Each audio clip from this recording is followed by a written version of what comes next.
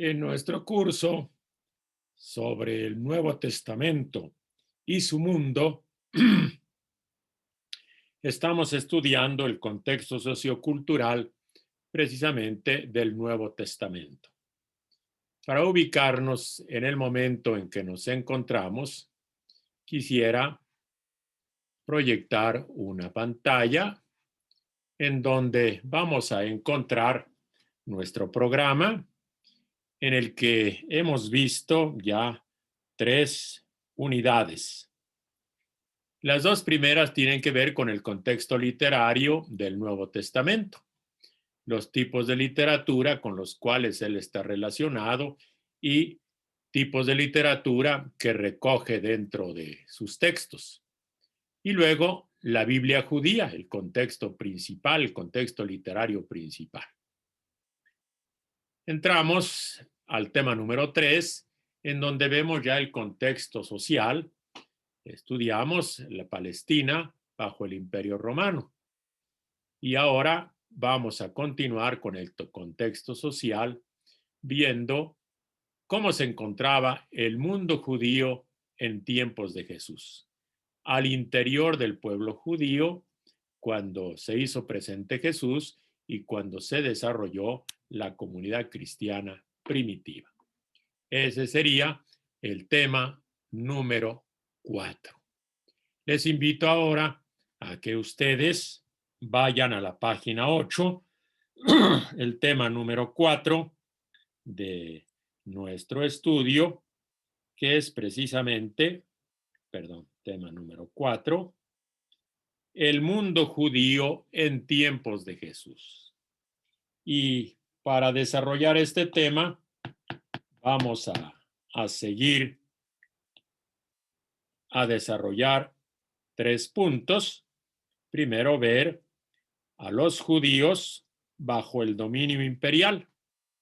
Ya vimos algo del Imperio Romano, ahora los judíos están bajo el Imperio Romano.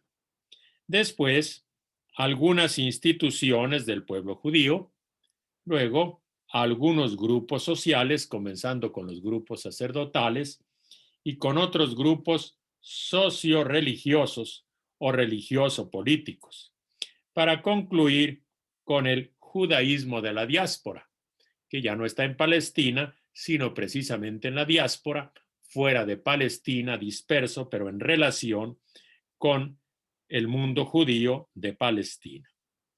Abordamos entonces ahora el primer punto, en donde vamos a ver cómo vivían los judíos bajo el dominio imperial, y esto lo desarrollaremos en 2 incisos. Palestina era un estado cliente y vivía bajo la servidumbre o en servidumbre al Imperio Romano. ¿Qué entendemos por estado cliente? Recordamos que Palestina fue conquistada desde el año 63 antes de Jesús, precisamente por Pompeyo, y desde entonces se convirtió pues en una especie de colonia romana. Vamos a llamarle estado cliente de Roma. Judea va a estar sometida al imperio. Quiere decir que va a tener un gobernador romano que va a ser el que tomará todas las decisiones. Este gobernador residía en un lugar que se llama Cesarea Marítima. Y para esto quisiera yo, en este momento, presentarles un mapa y ubicar a Palestina precisamente bajo el dominio romano, en la época de Herodes el Grande, cuando nació Jesús. Y aquí vamos a ver nosotros Judea y Samaria. Y aquí encontraremos que Cesarea Marítima está más o menos a esta altura. Si ubicamos aquí Jope, donde está la actual Tel Aviv, aquí en este lugarcito, Cesarea Marítima está al norte. Ahí residía el gobernador romano.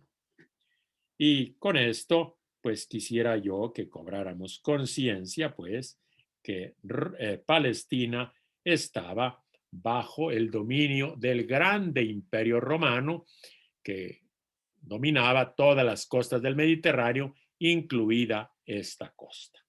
Bueno, pues el gobernador romano de Palestina, que la tenía sometida, vivía en Cesarea Marítima, pero se trasladaba a Jerusalén para las fiestas. Es cierto que los judíos tenían un estatuto propio bajo el imperio que le reconocía algunos privilegios. Algunos dicen que se le consideraba como religión lícita. La podían practicar sin oponerse o sin ser considerada una subversión frente al imperio. Era una religión permitida.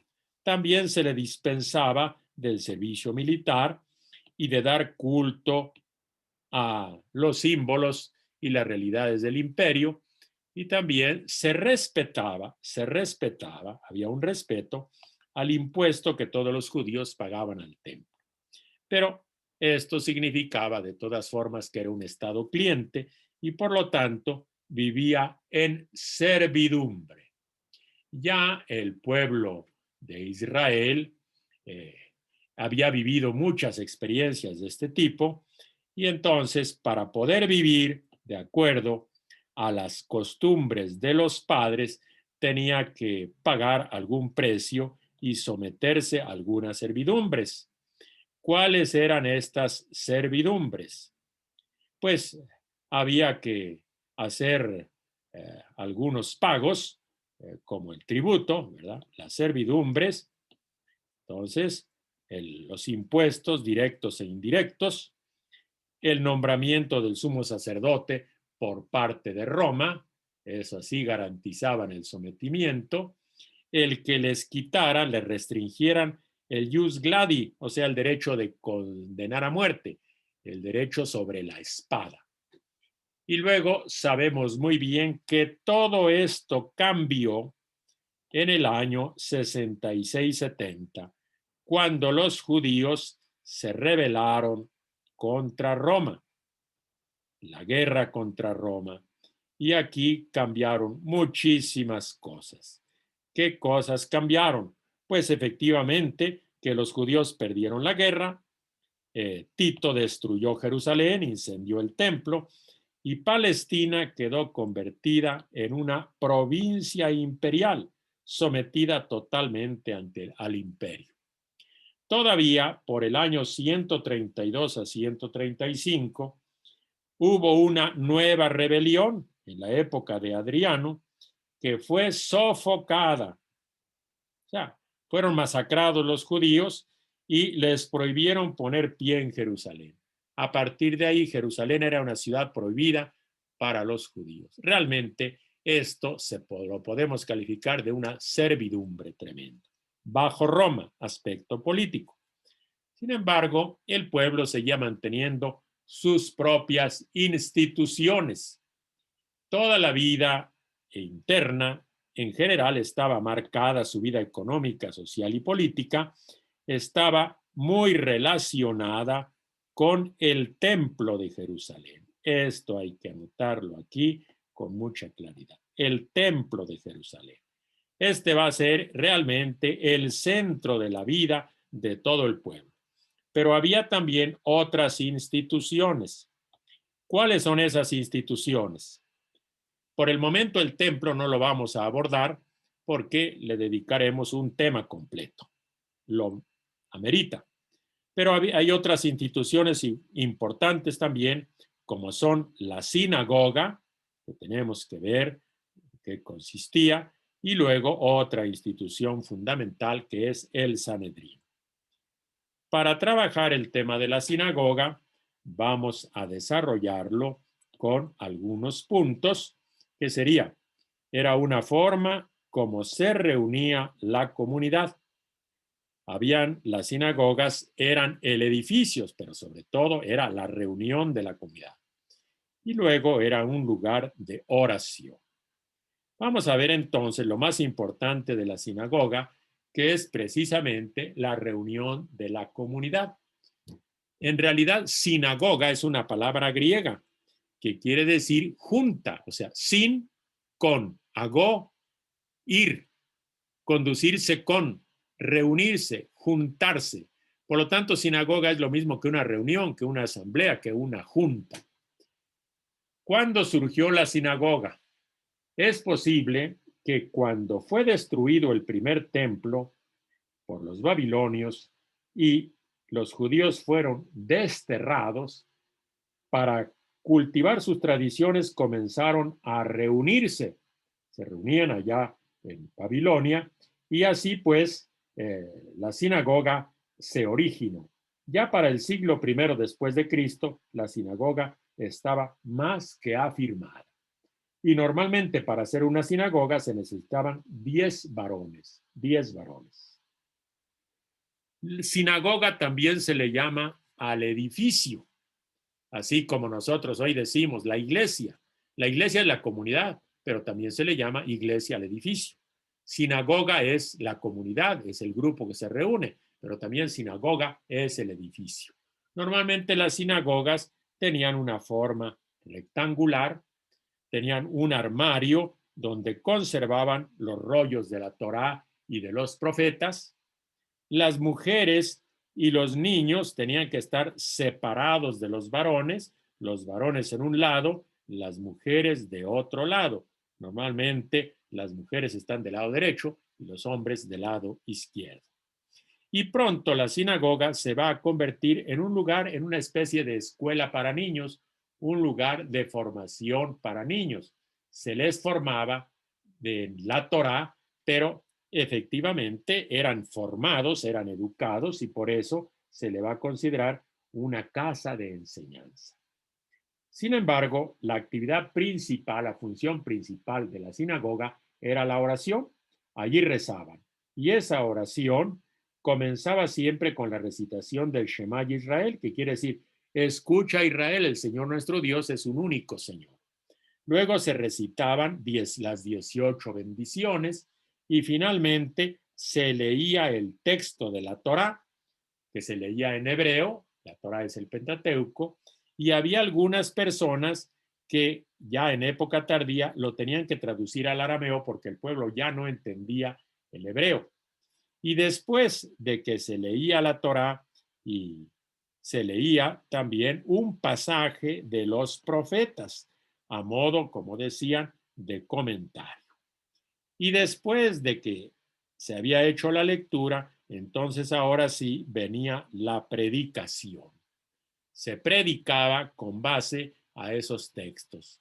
Recordamos nosotros cuando Jesús va a la sinagoga, efectivamente le dieron el rollo del profeta y después de la lectura del profeta, Jesús hizo una locución, se dirigió a la gente. Hoy en presencia de ustedes se ha cumplido este pasaje, dijo Jesús. Bueno, se hacía la predicación. Algo que tenemos que recordar en forma muy clara es que en la sinagoga no había sacrificios.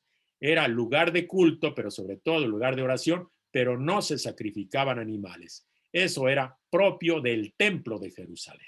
Bueno, otra institución religiosa importante del pueblo, religioso social, religioso político, era el Sanedrín o consejo. Sanedrín sin con Edramón significa sentarse, sentarse con. Era un consejo donde se sentaban juntos todos para constituir el Tribunal Supremo de Israel. Los orígenes del Sanedrín se remontan a la época persa, o sea, después del regreso del destierro, y quedó plenamente constituido y afirmado el Sanedrín más o menos como finales del siglo II antes de Cristo, en la época de Juan Hircano, entre el año 134 y 104. El Sanedrín tenía prerrogativas concedidas por Roma. Roma le permitía algunas prerrogativas, que era precisamente tener una jurisdicción interna. Era una especie de tribunal y también tenía una cierta autonomía financiera. El Sanedrín lo presidía normalmente el sumo sacerdote que Roma nombraba, y así Roma lograba controlar el Sanedrín y así controlaba al pueblo y todo el funcionamiento de las instituciones del pueblo de Israel. Bien, vamos ahora a ver algunos grupos sociales o socioreligiosos. Hay que tener en cuenta, en primer lugar, a un grupo muy importante, que eran los grupos sacerdotales. Y aquí hay que tener en cuenta quién era el sumo sacerdote, quiénes eran los sacerdotes en general y quiénes eran los levitas. El sumo sacerdote era una figura realmente importante y realmente venerada. Era nada menos que el responsable de la ley, responsable del templo y el presidente del Sanedrín. O sea, era la autoridad máxima. Era una grandísima dignidad, una dignidad enorme, con un grande respeto. Se le considera una persona santa. Cuando incluso él hablaba, se le escuchaba casi como si fuera un profeta. Ahora, el sumo sacerdote presidía el templo como su responsable y del templo tenía su fuente de ingresos, o sea que él manejaba el templo en su aspecto de negocio y por lo tanto su cargo era muy codiciado, se lo peleaban y a veces hasta compraban el cargo de sumo sacerdote. Cuando Roma llegó a colonizar y dominó a Palestina, el sumo sacerdote en el siglo I lo nombraba Roma y Roma entonces controlaba todo. Los oficiantes del templo eran los sacerdotes. Como nosotros sabemos, ellos formaban parte de una tribu, la tribu de Leví, y por lo tanto era una cuestión familiar y era una función hereditaria. Ellos se encargaban de ofrecer los sacrificios y de mantener toda la parte central del recinto del templo. Para sus funciones cultuales, los sacerdotes se organizaban en grupos y había 24 grupos. Y ser sacerdote tenía algunas ventajas porque ellos recibían una parte de los sacrificios y de los diezmos, o sea, parte de los sacrificios y de los diezmos era para los sacerdotes.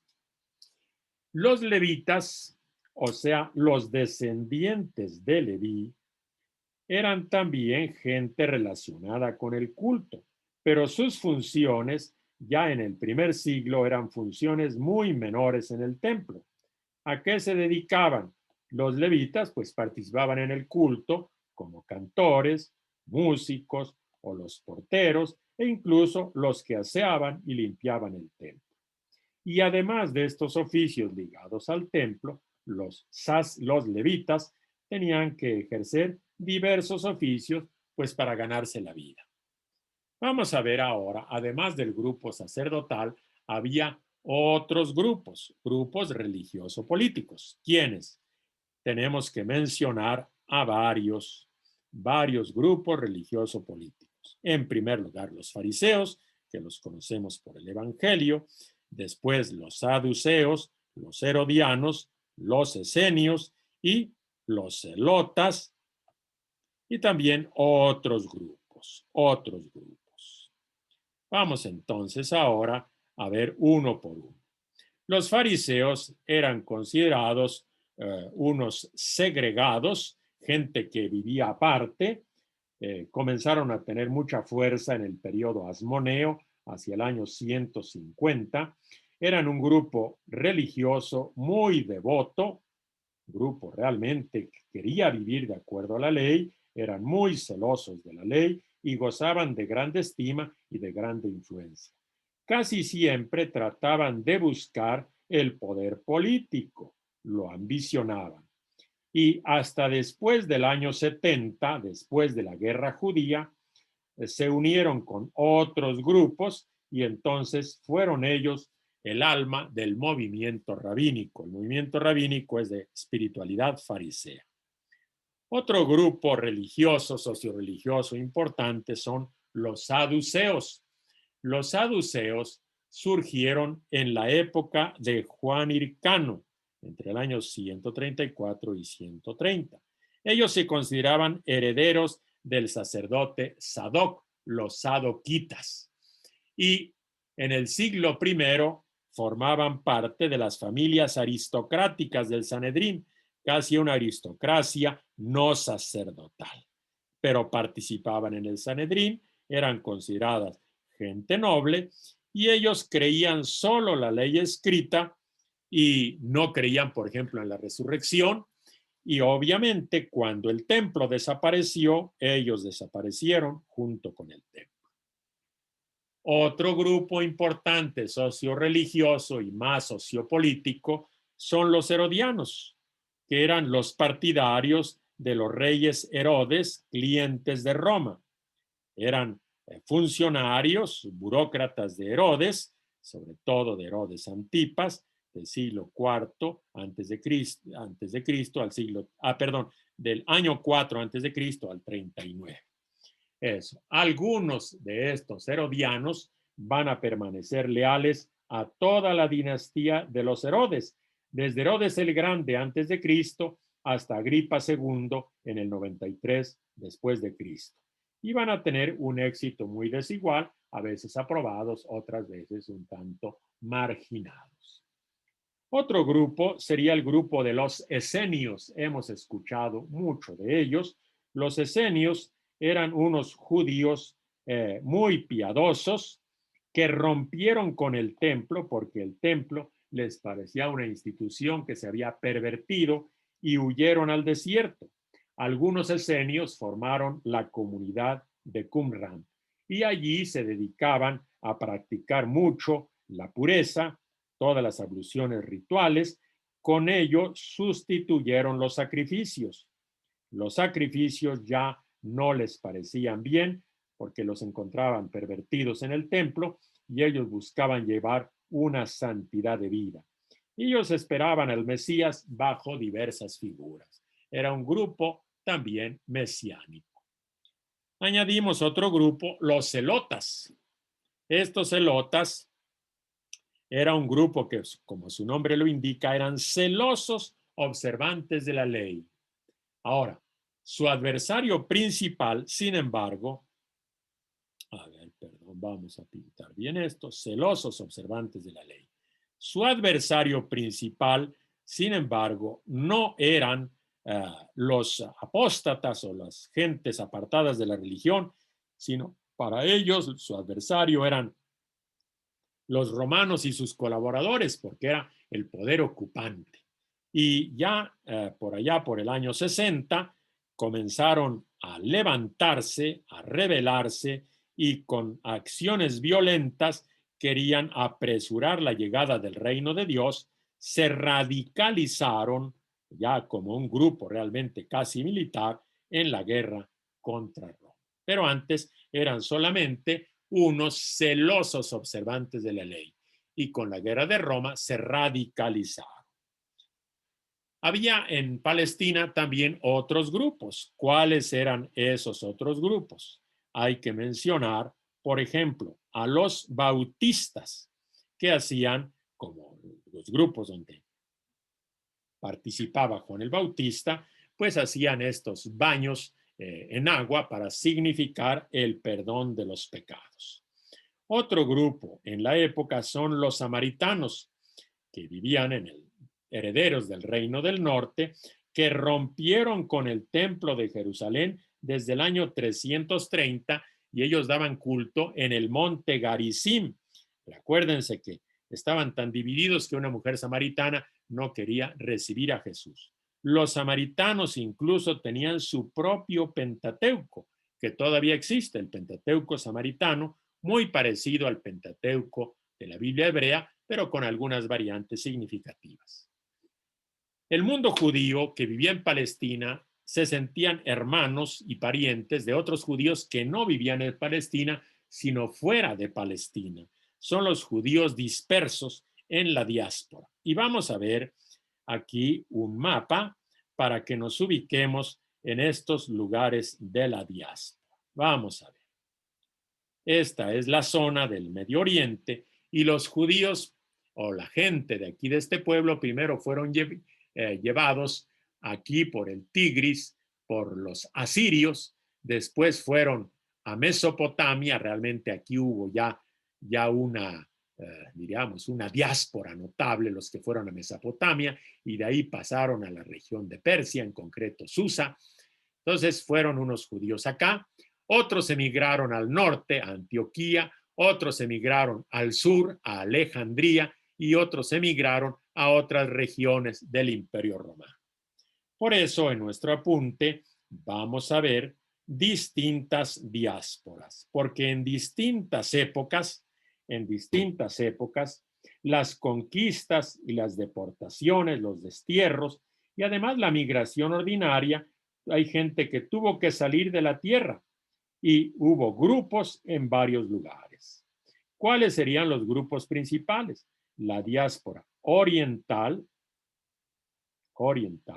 la diáspora de Antioquía, la diáspora de Roma y la diáspora de Egipto en Alejandría. ¿Cuáles serían los grupos de la diáspora oriental? Pues justamente los que salieron de las deportaciones de los samaritanos desde el siglo VIII, en el 721, y luego en el siglo VI, cuando fueron a Babilonia. Y entonces estaban en las tierras de Mesopotamia, tierras de los imperios asirio y babilónico. También algunos judíos emigraron un poco más cerca, hacia el norte, a Siria, a la grande ciudad romana de Antioquía, Antioquía de Siria. Otros se establecieron en otros puntos del Imperio Romano. Precisamente esta diáspora fue alimentada por los cautivos de la guerra que hizo Pompeyo desde el año 63 a.C., y luego hubo otras migraciones sucesivas, de tal manera que había judíos en Asia Menor, judíos en Grecia y judíos en lo que hoy es Italia. La diáspora quizá más importante fue la diáspora egipcia. Esta fue floreciente en la época de los Ptolomeos por el año 323 a 283, gracias a la célebre comunidad judía de Alejandría. Fue realmente más importante, y recordamos que ellos fueron los que tradujeron la Biblia al griego, y así tenemos la Biblia llamada de los 70. Ahora, no olvidemos, hay que recordarlo siempre, que a partir del año 70 después de Cristo, como consecuencia de esa guerra judía de 4 años, tuvimos la destrucción del templo, diríamos, el final del culto en el templo.